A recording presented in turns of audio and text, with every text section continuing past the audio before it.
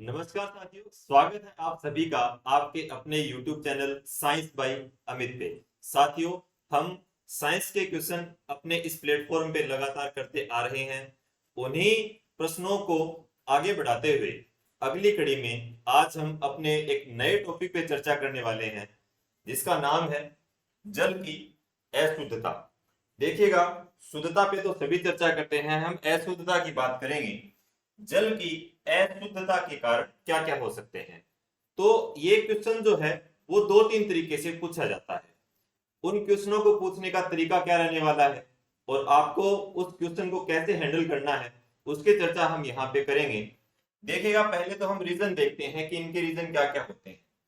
Question है जल की अशुद्धता के कारण क्या क्या हो सकते हैं। देखिएगा साथियों, कोई भी वस्तु है, जैसे हमने जल ले रखा है, वो तीन तरीके से अशुद्ध हो सकती है। कितने तरीके से अशुद्ध हो सकती है? हमने यहाँ पे उदाहरण लिया है जल का, तो जल कितने तरीके से अशुद्ध हो सकता है? वो तीन तरीके से अशुद्ध हो सकता है। पहला कैसे हो सकता है? देखिएगा, पहला ऐसे हो सकता है यदि उसमें क्या आ रही हो, बदबू आ रही हो। मान लो आप पानी पी रहे हैं, क्या कर रहे हैं आप? पानी पी रहे हैं, और पानी को जैसे ही आपने होठों से लगाया और आपको ऐसा लगा कि इसमें से बदबू आ रही है, तो इसका मतलब ये कंफर्म है कि वो पानी कैसा है? वो पानी है आपका अशुद्ध। कैसा है? अशुद्ध पानी है। तो पहला रीजन है कि जब उसमें से क्या आ रही है, बदबू आ रही है, तो वो पानी कैसा है? अशुद्ध है। दूसरा, आपने क्या किया, जैसे ही आपने पानी को गिलास में डाला तो आपको ऐसा लगा कि इसमें तो कुछ न कुछ जीवाणु पड़े हुए हैं, जैसे बैक्टीरिया है वो उसमें पड़ा हुआ है। तो यदि मान लो पानी के अंदर क्या है, कोई जीव जंतु है, कोई क्या है आपका, कोई जीवाणु है, कोई बैक्टीरिया वगैरह है, यदि वो उसके अंदर पड़ा हुआ है, तो वो क्या है? अशुद्ध है आपका पानी। तीसरा तरीका ये हो सकता है, जो हम आज तक पढ़ते आ रहे हैं, यदि मान लो उसके अंदर धूल मिट्टी के कण, किसके कण? धूल मिट्टी के यदि कण उसके अंदर पड़े हैं, तो वो पानी कैसा होता है? अशुद्ध होता है। देखिएगा साथियों, समस्याएं हैं तीन। कितनी समस्याएं हैं?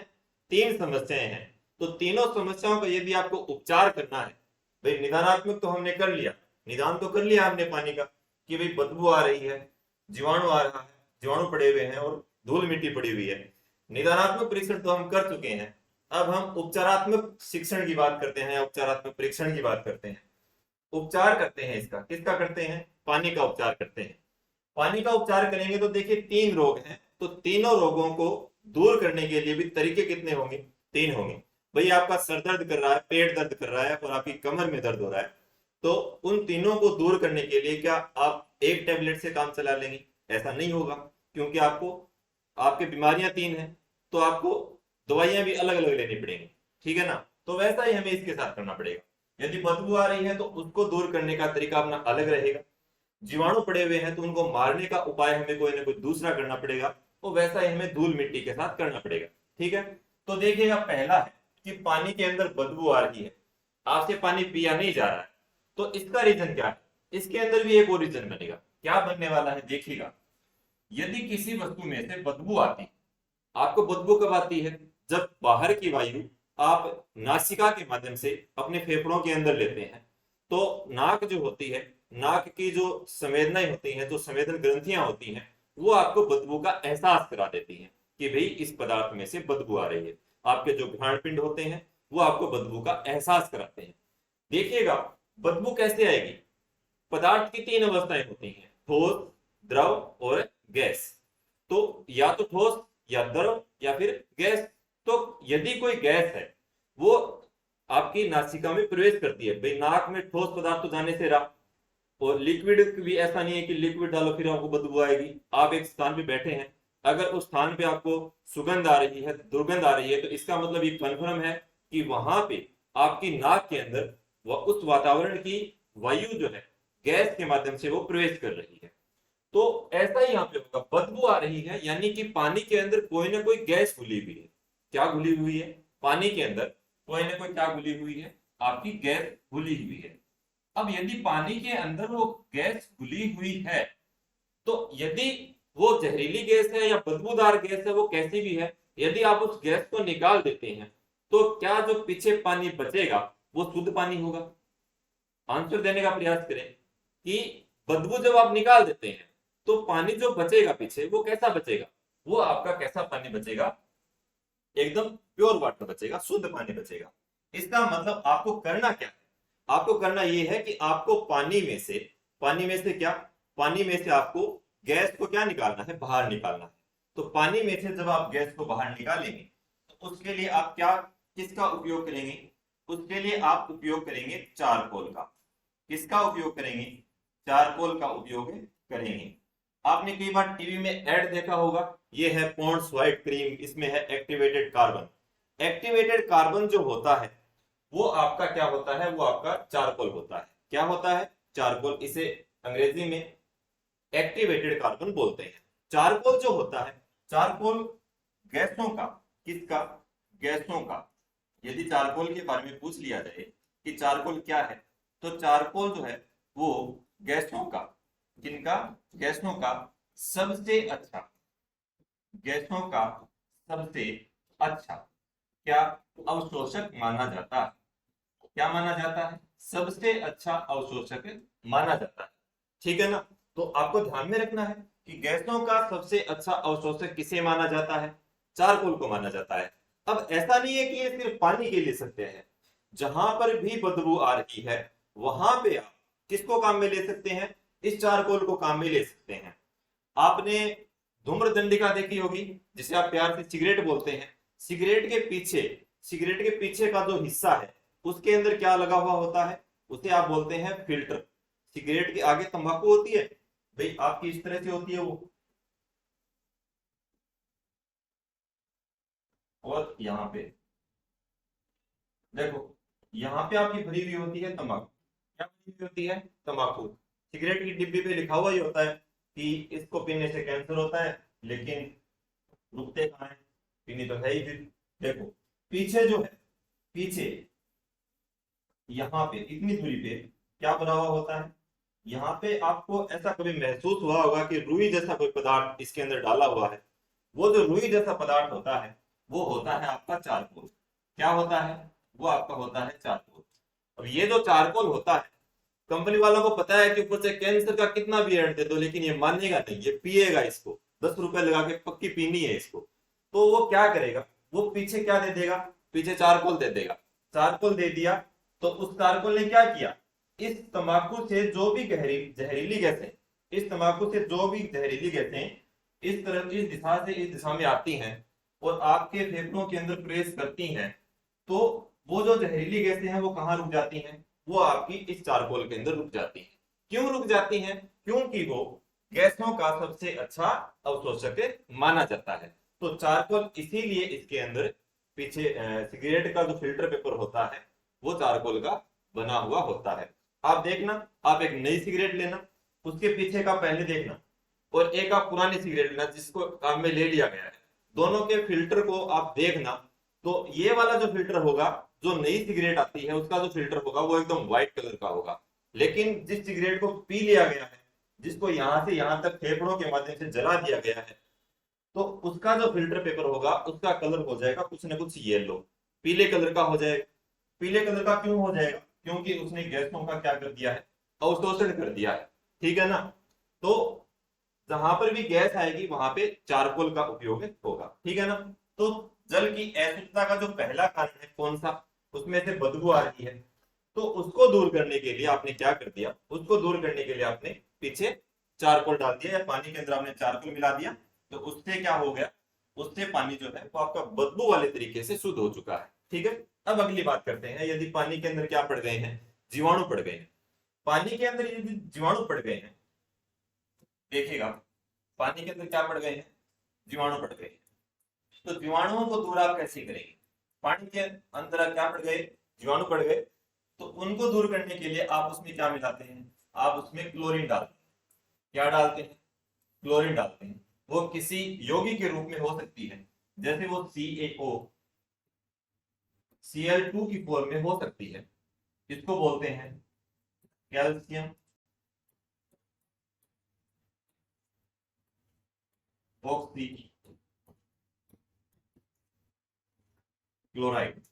क्या बोलते हैं इसे, कैल्शियम ऑक्सी क्लोराइड बोलते हैं।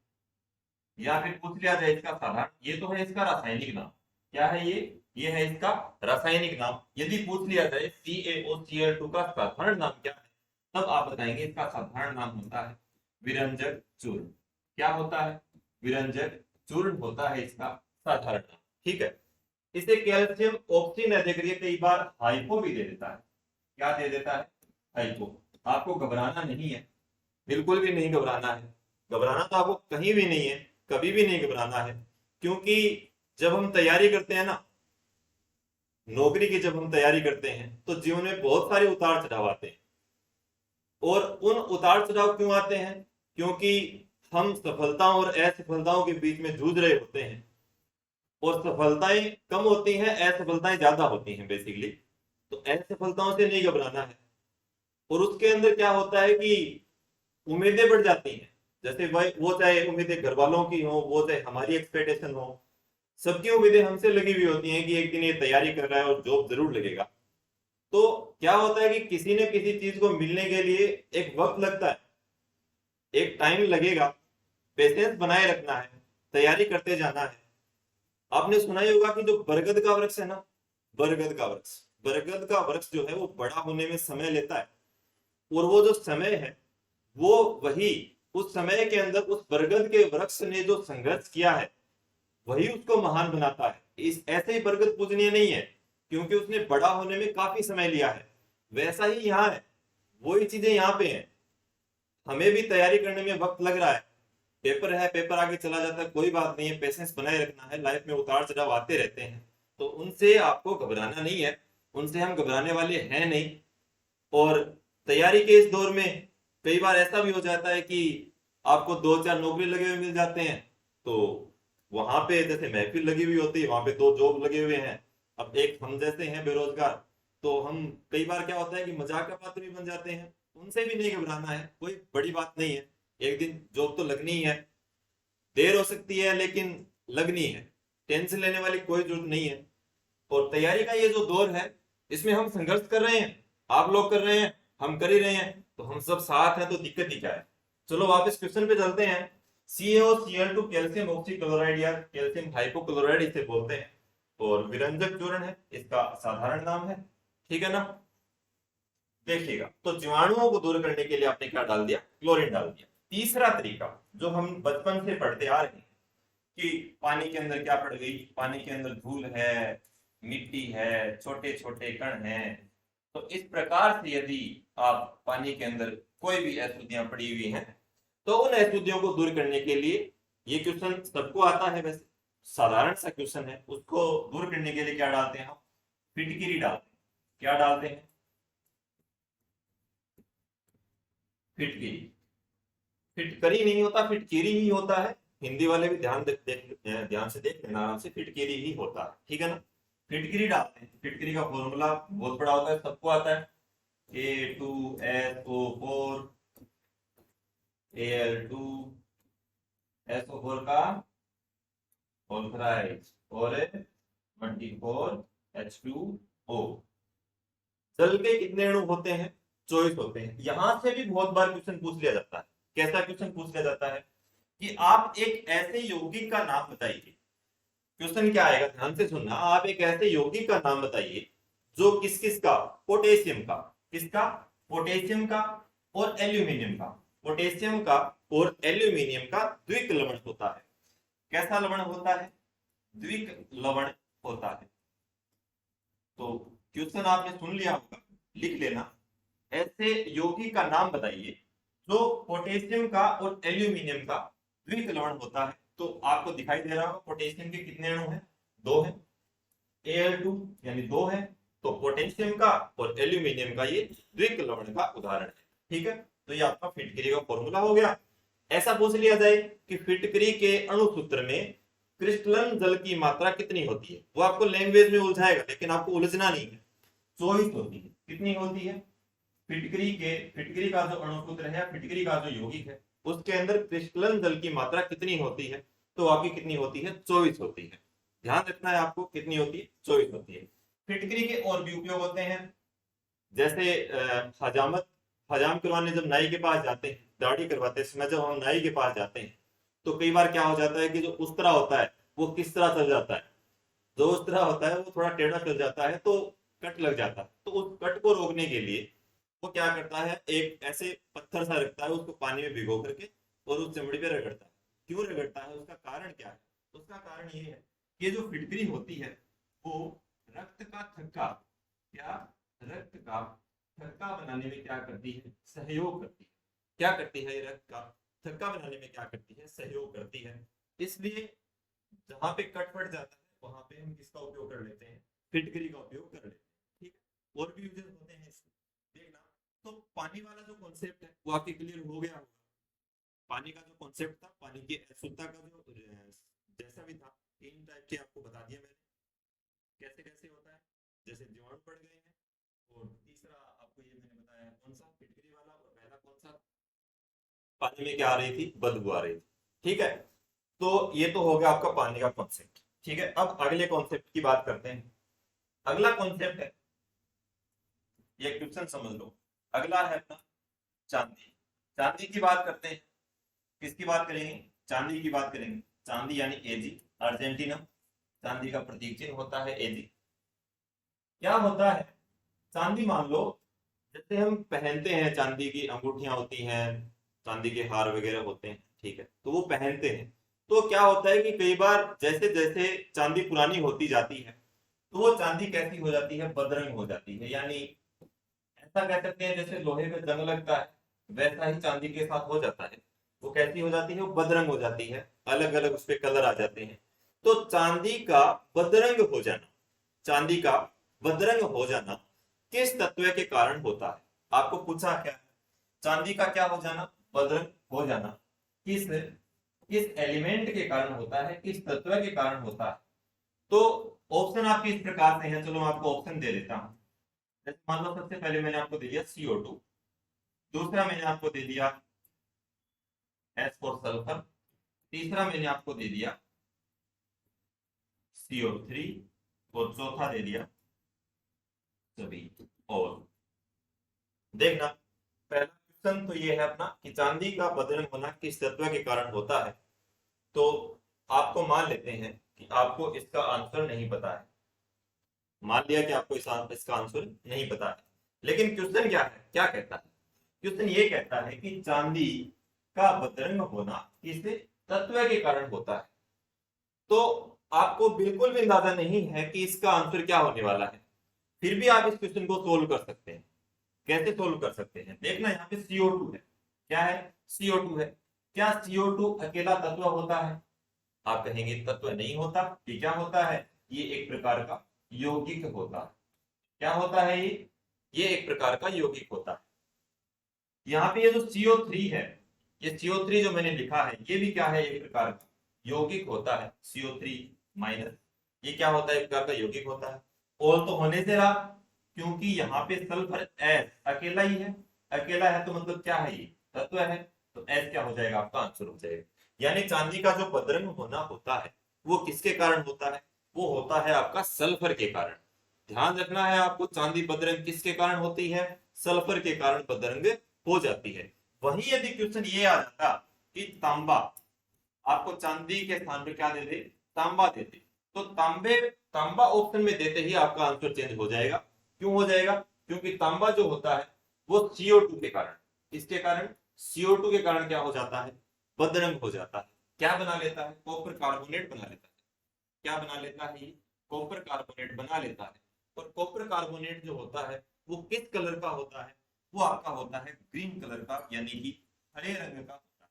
किस कलर का होता है साथियों, ग्रीन कलर का होता है आपका कॉपर कार्बोनेट। तो तांबे पे किसकी परत चढ़ जाना, हरे रंग की परत चढ़ जाना।